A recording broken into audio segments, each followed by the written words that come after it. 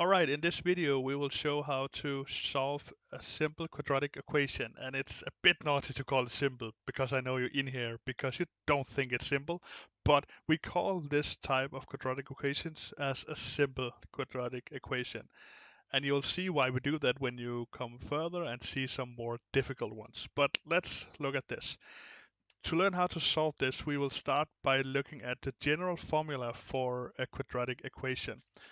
And we'll see that a general formula is ax squared plus bx plus c equals 0.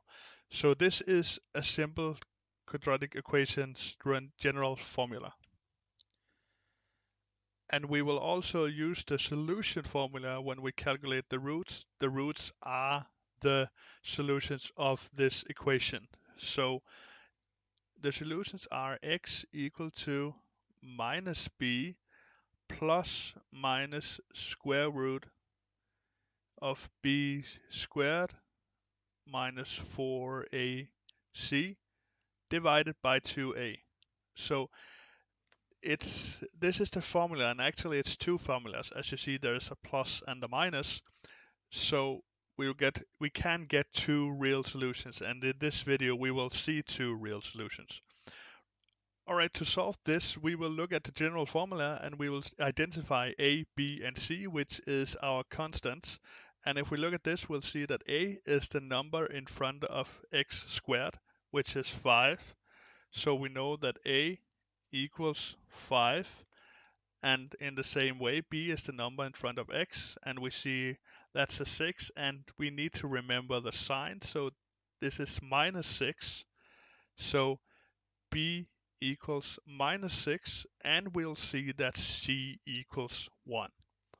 Alright, so when we have done this, we can start by using the solution formula. And I always start by calculating what we have under the root here. And we do this for a specific reason. This is what we call the discriminant.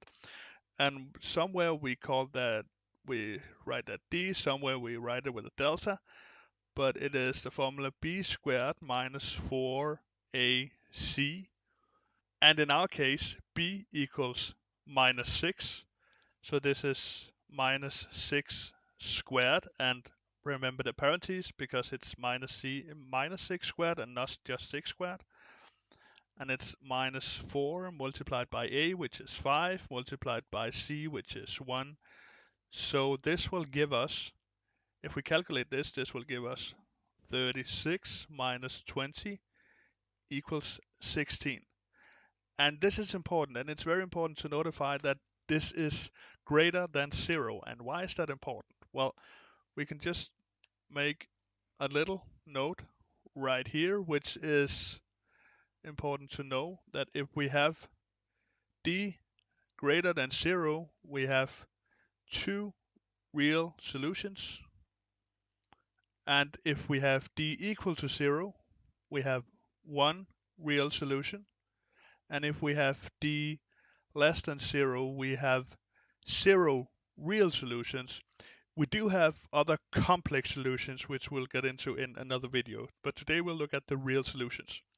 All right, so now we know this is 16, and we can now start using the solution formula. So x equals to minus b, and b was minus 6, so minus 6 plus minus